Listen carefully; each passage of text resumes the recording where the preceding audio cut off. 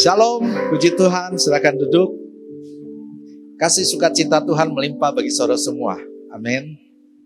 Berterima kasih buat Pak Okan, buat kesempatan membagikan firman Tuhan di tempat ini. Ya, hari ini di ibadah pertama saya akan berbicara tentang kepahitan. Bisa nanti PowerPoint-nya. Karena di bulan Juni, GBI itu berbicara tentang keluarga. Nah, salah satu yang menghancurkan keluarga ketika ada kepahitan dalam rumah tangga. Tapi saya tidak membahas hanya rumah tangga saja, tetapi ini berbicara juga hubungan. Mungkin hubungan daripada teman, hubungan di dalam gereja, hubungan di dalam perusahaan, usaha, dan sebagainya. Nah, bahaya sekali kalau ada kepahitan dalam kehidupan ini. Mari kita lihat dalam Ibrani 12 ayat 15. Kita akan baca bersama-sama 1, 2, 3. Jagalah supaya jangan ada seorang pun menjauhkan diri dari kasih karunia Allah, agar jangan tumbuh akar yang pahit, yang menimbulkan kerusuhan dan yang mencemarkan banyak orang. Katakan amin.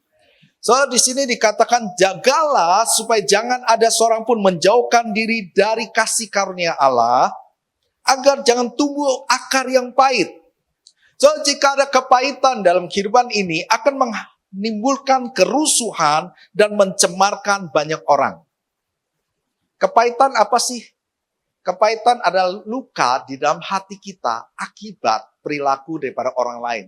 Mungkin itu bisa dari perkataan, mungkin bisa lewat tindakan, mungkin kita pernah ditipu, kita pernah dikhianati, atau kata-kata yang kasar, sehingga kita pun hati kita luka, mungkin kita dilupakan, dan sebagainya. Dan itu yang membuat akhirnya kita pahit. Membuat luka di dalam hati kita, dan sehingga kita tidak bisa mengampuni. Akibatnya, saudara akan perhatikan di situ, bahwa itu akan menimbulkan kerusuhan dan mencemarkan banyak orang. Saya berikan ciri-ciri orang yang kepahitan. Yang pertama, suka menghakimi. Mungkin ada seorang pria pernah dikhianati oleh seorang wanita. Dia sudah membina hubungan, loh dia lagi ditipu lagi oleh wanita. Akhirnya dia bisa saya berkata gini, semua wanita nggak ada yang baik. Atau sebaliknya, wanita terus dikhianati oleh pria, lalu dia bilang, semua pria di dunia sama saja. Atau dalam bisnis, dalam hubungan dan seseorang, pernah kita ditipu atau ada perilaku yang tidak baik dari salah satu suku di Indonesia atau orang daripada negara lain. Kita langsung menghakimi, oh biasanya kok suku ini begini, begini, begini. Karena apa? Ada luka di dalam hati kita. Dan kita mudah sekali mulai menghakimi. Ketika ketemu orang, kenalan, wah ini dari suku ini.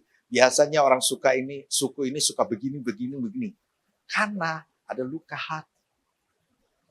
Sehingga perkataannya kasar. Perkataannya selalu dengan penuh penghakiman satu sama lain. Yang kedua, konflik. Akibat dia suka berkata-kata yang negatif, dia pun seringkali mengalami konflik demi konflik. Di rumah tangga, dia konflik. Di kantor, dia konflik. Di gereja, dia konflik. Di dia konflik. Dan dia selalu berkata gini, aneh nih orang-orang lain tuh. Gak ada yang benar. Gak ada yang ngertiin saya. Kesini dia konflik, dia bikin masalah. Padahal dialah yang membuat masalah. Tapi dia selalu berpikir orang lain yang buat masalah. Jadi dia selalu ada di konflik. Di rumah tangga, dimanapun juga. Saya berdoa di sini nggak ada. Katakan amin. Kalau ada bertobat. Jadi jangan kita mulai merenungkan. Jangan sampai ada suka menghakimi atau konflik satu sama lain. Kita lihat dalam firman Tuhan Matius 15 ayat 18. 1, 2, 3. Tetapi apa yang keluar dari mulut berasal dari hati, dan itulah yang menajiskan orang. Maka kalau orang yang luka hatinya atau kepahitan, otomatis akan meluap lewat perkataannya. Karena setiap perkataan kita itu meluap dari hati. Kalau hati kita baik, perkataan kita pasti baik. Tapi kalau hati kita kotor, hati kita luka, perkataan kita akan banyak hal-hal yang negatif. Dan perkataan ini bukan saja hanya verbal saja, tapi bisa juga di dalam media sosial. Di WhatsApp, mungkin di segala sesuatu, wah, Anda bisa lihat hari-hari di media sosial penuh dengan kata-kata hoaks, kata-kata kasar, kata-kata penghakiman. Sebenarnya kalau kita lihat pasti dia ada luka dan hatinya. Dan biasanya ini akan mencemarkan. Karena ketika kita mulai menjelek-jelekan orang-orang yang tidak mengerti ikut-ikutan mulai menjelek-jelekan. Dan itu akan mencemarkan. Anda bayangkan kalau di dalam kul kita sudah penuh dengan kasih semua, kita saling mengasihi satu sama lain, tiba-tiba kita luka hati, kita mulai menjelekkan, entah gembala kul kita, entah siapa kita mulai menjelek-jelekan. Orang yang nggak ngerti berpikir gini, oh begitu toh gembala kul kita begini. Oh, ibu ini begini. Mulai tercemar. Dia cerita lagi sama orang lain. Oh, ternyata ibu itu begini. Tersebar, dan mencemarkan. Maka kepahitan itu sangat berbahaya. Saya sering merenungkan gini, kalau orang kepahitan itu seperti, saudara tahu zombie. Kalau orang Korea tuh ada, saya pernah nonton satu variety show, jadi diceritakan ada zombie, mayat hidup.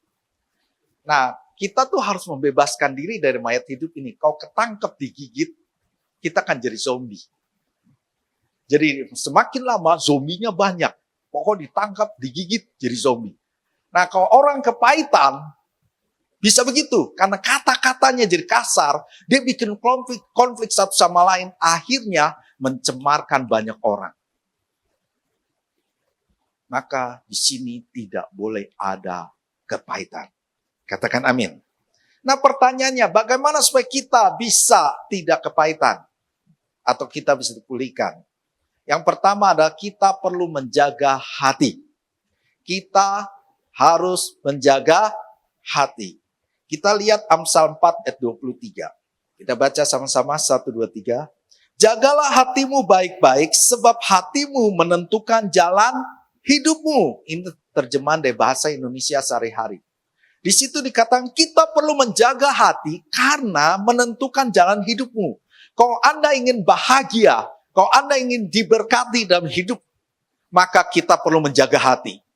Kalau kita tidak menjaga hati, maka kehidupan yang kita jalani akan penuh dengan penderitaan, akan penuh dengan susah, tidak ada damai sejahtera, ada penghakiman, ada konflik, dan sebagainya. Kita perlu jaga hati. Nah, saya mau bilang gini, saudara, kita di dalam dunia ini tidak ada yang sempurna. Katakan amin. Saya berusaha jadi suami yang sempurna, saya berusaha menjadi gembala yang sempurna, saya berusaha untuk jadi full timer yang sempurna, dan pokoknya saya berusaha menjadi yang terbaik. Tapi saya sadar saya tidak sempurna. Istri saya berusaha menjadi istri yang baik, istri yang sempurna, tapi dia pun juga tidak sempurna. Kita semua juga itu tidak ada yang sempurna. Karena ketidaksempurnaan kita bisa salah. Entah salah berkata-kata, entah salah berperilaku, ataupun salah persepsi dan sebagainya. Kita bisa salah. Katakan amin. Karena kita tidak sempurna. Nah, karena kita tidak sempurna, maka dalam hubungan bisa saja ada kata-kata yang tidak pantas, kata-kata atau perilaku yang tidak pantas karena kelemahan, keterbatasan manusia. Dan itu bisa membuat orang lain luka. Nah, yang pertama harus kita tahu, karena semua orang tidak sempurna, bisa saja orang-orang menyakiti hati saya, bisa saja orang melukai hati saya. Bisa.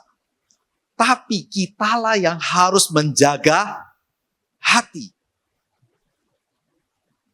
Ada banyak orang kadang-kadang bilang gini, yang lain dong harus jaga perkataannya, jaga perilakunya, jaga segala sesuatu.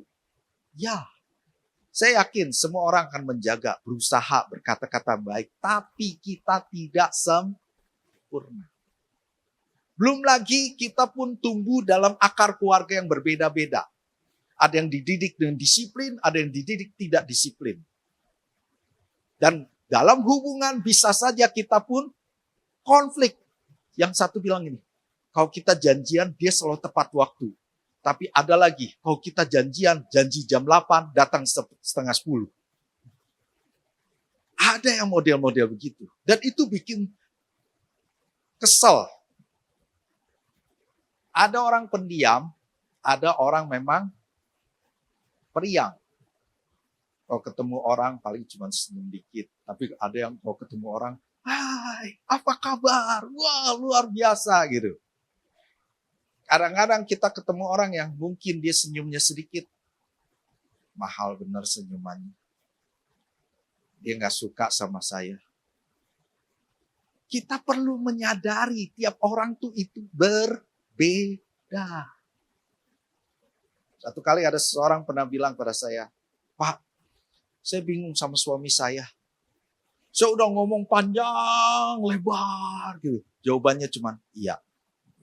Satu kata. Gimana ya? Sudah panjang. Saya bilang, suami kamu itu adalah seorang pendiam. Dia seorang introvert. Maka dia tidak akan banyak ngomong. Tapi kamu memang orangnya yang periang. Banyak teman dan sebagainya. Sehingga mungkin lagi berjalan, si suaminya akan berpikir, istri saya ini kecentilan bener deh. Kesana sini, hai gitu. Tapi istrinya bilang ini, suami saya kurang pergaulan. Itu bisa terjadi konflik, itu bisa jadi luka hati. Maka kita harus tahu, tiap manusia itu tidak sempurna, dan kita pun semuanya berbeda-beda. Ada orang Jawa berbicara pasti halus. Betul? Tapi saya juga punya teman orang, di sini ada orang Batak. Ada ya, pasti banyak ya. Biasanya orang Batak suaranya lebih kencang. Betul? Karena saya pernah tanya, kok orang Batak banyak suaranya kencang? Karena kami di sana, di Medan, rumahnya besar-besar dan jauh-jauh. Jadi kalau ngobrol tuh kencang. Jadi terbiasa. Nah kalau kita yang halus ketemu yang suaranya kencang, kalau kita tidak saling mengerti, kita pikir kita dibentak-bentak. Kita pikir lagi, wah ini orang kurang ajar bener ya ngomongnya. Nah maka kita perlu jaga hati. Apakah kita bisa jaga hati? Saudara perhatikan jawabannya ya. Roma 5 ayat 17. Roma 5 ayat 17 kita baca sama-sama 1, 2, 3. Jika karena dosa satu orang, maut berkuasa atas satu orang itu, terlebih lagi orang-orang yang menerima kelimpahan anugerah dan karunia kebenaran akan memerintah di dalam kehidupan melalui satu orang itu, yaitu Kristus Yesus. Ini terjemahan ayat yang terbuka. Karena Adam jatuh dalam dosa, maka dosa menguasai manusia. Tapi kita bersyukur Yesus datang, mati buat saudara dan saya, dan bangkit, sehingga kita semua beroleh anugerah. Di sana dikatakan kita menerima kelimpahan anugerah. Kita diselamatkan karena kasih karunia, dan karunia kebenaran. Tapi bukan hanya menerima kasih karunia, dibenarkan saja. Tapi di situ dikatakan akan memerintah di dalam kehidupan melalui satu orang itu, yaitu Kristus Yesus. Karena Yesus kita bisa memerintah dalam kehidupan. Katakan amin. Karena kita yang memerintah kehidupan, kita yang menentukan apakah kita mau terluka atau tidak. Kita bukan korban. Katakan amin. Banyak orang hanya berkata, saya ini korban. Karena suami saya begini, karena istri saya begini, karena anak-anak saya gini, karena orang tua, karena pemimpin saya. Saudara, kita bukan korban. Kitalah yang menentukan. Karena kita yang memerintah dalam kehidupan. Saudara, di dalam suatu kerajaan, maka undang-undang itu ditentukan oleh sang raja. Betul? Demikian juga kitalah yang memerintah dalam kehidupan. Artinya kita yang menentukan. Mau tersinggung atau tidak. Mau luka atau tidak. Semuanya tergantung kita. Kita nggak bisa melarang, sekali lagi. Semua manusia tidak sempurna. Kita memiliki perbedaan-perbedaan. Dan itu bisa membuat kita luka. Tapi kitalah yang menentukan, saya tidak mau terluka. Satu kali ada seorang hakim datang ke satu daerah, dia tugas di sana, dan setelah itu sampai di sana dia ternyata dihina, diejek oleh seorang pengacara. Kata-katanya kasar, tapi hakimnya tenang aja.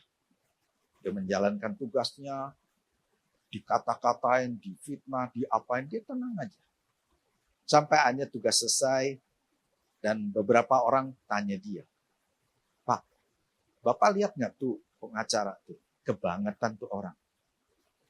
Menghina Bapak, menjelek-jelekan. Tapi saya aneh Bapak diem saja. Harusnya orang kayak gini tuh dibalas aja Pak. Orang kayak gini tuh harusnya kita hajar aja. Bapak mah tenang-tenang aja, diem gitu. Kenapa sih? Terus si hakimnya ini bilang, di kampung saya ada seorang ibu punya seekor anjing. Nah setiap kali bulan bersinar terang, tuh anjing menggonggong. Terus titik dia diem. Nggak terusin lagi. Jadi yang teman-temannya pada bingung. Apa hubungannya? Kita kan lagi cerita tuh pengacara tuh.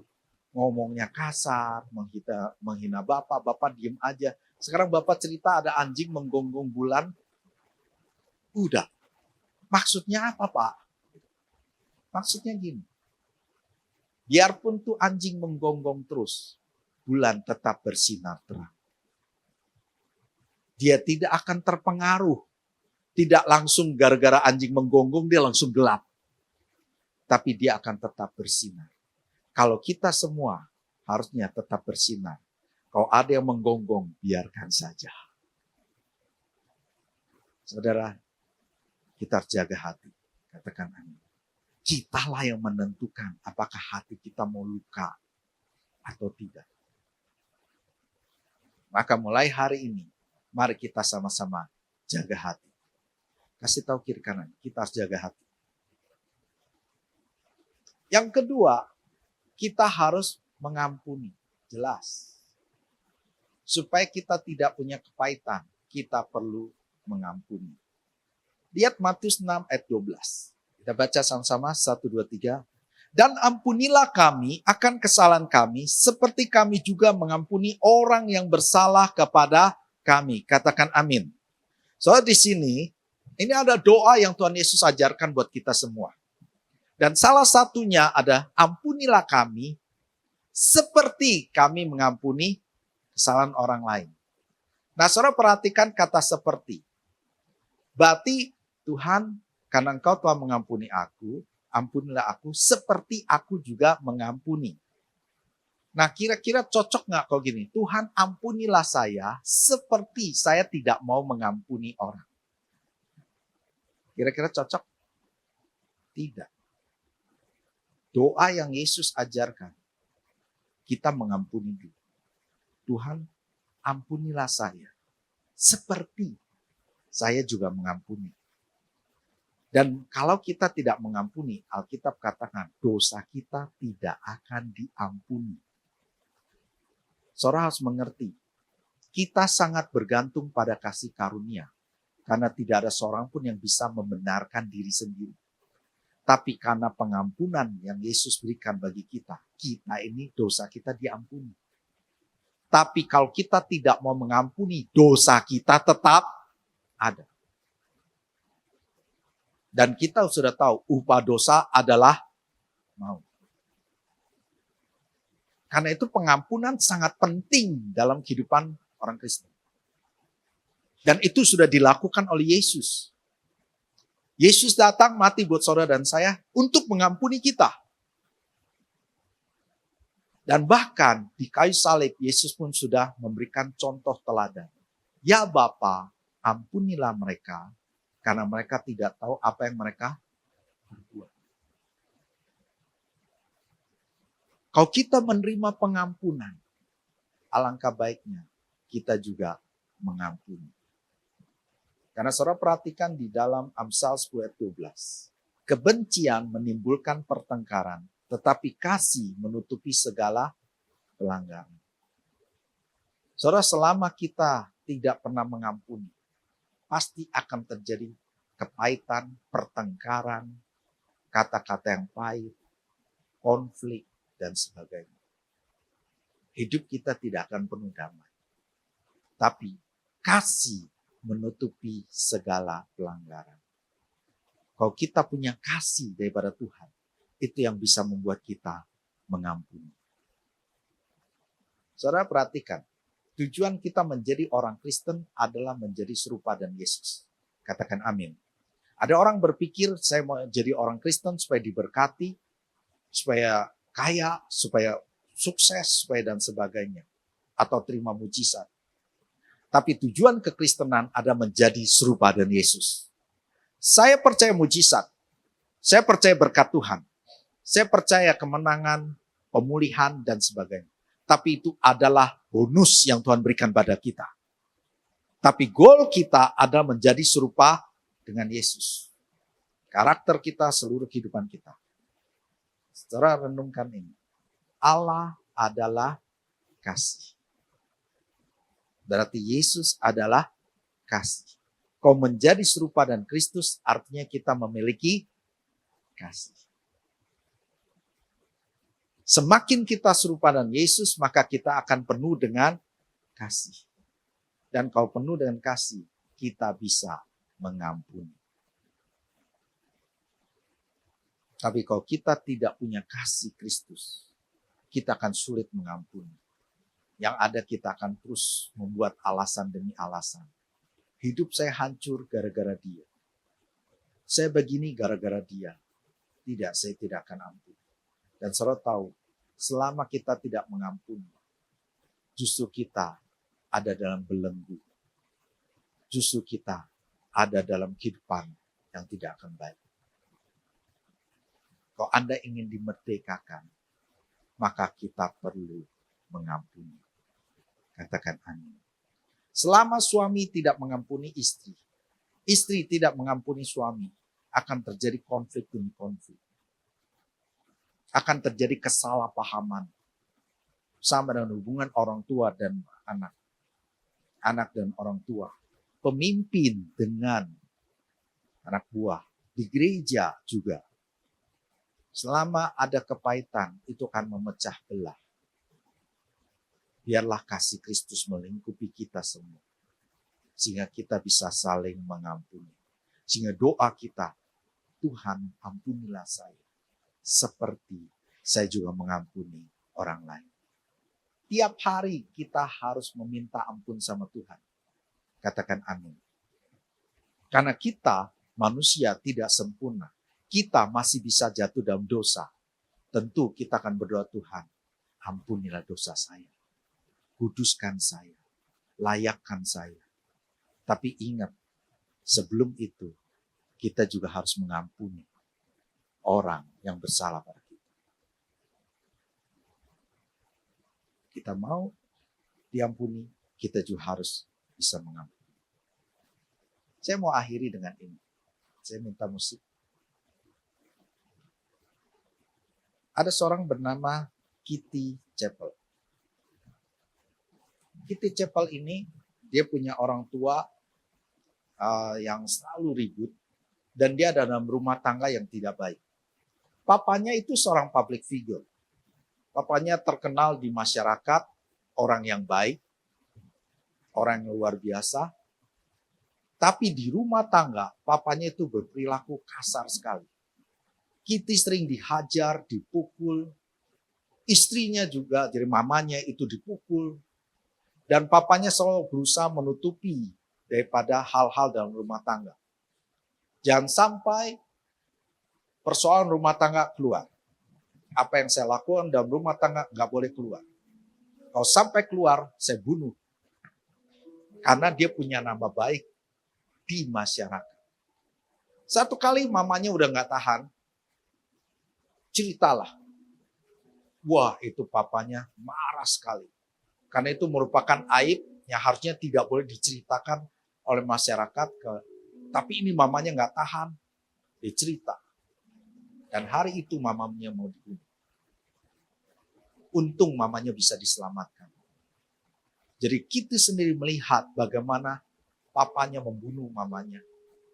Hanya mamanya bisa diselamatkan. Setelah berobat sekian lama hanya disembuhkan. Papanya hanya dimasukkan dalam penjara. Tapi karena dia public figure, dia terkenal baik dan sebagainya, di penjara pun nggak terlalu lama. Kitty menyimpan kepahitan. Dia sakit sekali, dia benci sekali pada papa. Dan teman-teman gerejanya bilang, Kitty, kamu harus mengampuni papa. Nggak bisa. Papa terlalu jahat. Perilaku kepada saya, perilaku kepada mama, tapi di luaran, waduh munafik banget. Dihormati di mana-mana, tapi kami dalam rumah tangga sakit. Saya pengen papa terus di dalam penjara. Teman-temannya bilang, kalau kamu tidak mengampuni, kamu ada dalam penjara. Enggak, bukan saya yang ada dalam penjara. Papa yang ada dalam penjara. Saya orang merdeka. Ternyata kehidupannya makin lama makin kacau. Dia mudah tersinggung, konflik sana sini. Dan bahkan dia pikir jalan keluar ketika menikah. Setelah menikah pun, ya hancur. Karena dia mudah tersinggung dan sebagainya. Tidak ada damai. Kehidupannya kayaknya gelap. Stres, depresi. Dan dia selalu menyalahkan banyak orang. Ini gara-gara ini, gara-gara ini. Dan hidupnya tambah terpuruk. Masih untung dia masih suka ke gereja. Walaupun dia dengar firman, ya lewat saja. Tapi satu waktu, Tuhan bicara sama dia. Ketika dia sedang menyediakan racun tikus, untuk di rumahnya ada tikus, Tuhan hanya bertanya gini. Racun itu ada untuk tikus. Jika kamu makan racun itu, siapa yang mati? Tikus atau kamu? Dia mulai mikir, iya kalau saya yang makan racun ini, ya saya yang mati. Tikusnya nggak mati. Ketahuilah engkau, ketika engkau kepahitan tidak mengampuni, ada racun dalam hidupmu. Dan racun itu akan menguasai hidupmu. Membuat hidupmu makin lama, bukan makin bertambah baik. Karena racun itu akan semakin memenuhi pikiranmu, memenuhi hatimu, memenuhi seluruh hidupmu. Dan dia mulai menyadari, iya, ternyata selama ini perilaku saya, kehidupan saya tidak baik karena ada racun di dalam hidup saya. Dan saya butuh supaya racun ini dibersihkan dalam diri saya. Dan saya tahu bagaimana supaya racun ini hilang ketika saya mengampuni papa. Tapi dia pun bilang gini ke Tuhan, Tuhan, hari ini saya ambil keputusan. Saya mau mengampuni papa. Tetapi saya tidak bisa. Hati saya terlalu sakit. Saya tidak bisa, tapi saya mau ambil keputusan Tuhan. Saya harus mengampuni papa. Karena itu Tuhan, tolong saya. Saya tidak bisa. Dia akui bahwa dia tidak bisa. Dia akui bahwa dia tidak mampu. Tapi dia menyadari dia harus mengampuni. Itu jalan keluarnya. Maka dia minta kemampuan daripada Tuhan. Saudara tahu, memang gak mudah. Setelah sekian lama, tiap pagi dia berdoa, Tuhan tolong supaya saya bisa mengampuni papa. Karena saya gak bisa Tuhan, tolong saya harus mengampuni. Beri saya kemampuan. Beri saya kemampuan. Tiap hari dia berdoa terus. Setelah sekian lama, tiba-tiba ada terobosan terjadi.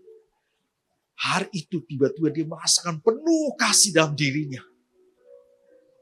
Dan dia datang pada papanya.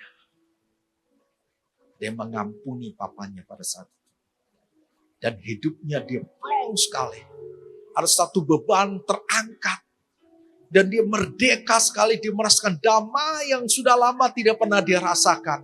Ada rasa sukacita yang sudah lama dia rindukan. Kehidupannya dimerdekakan.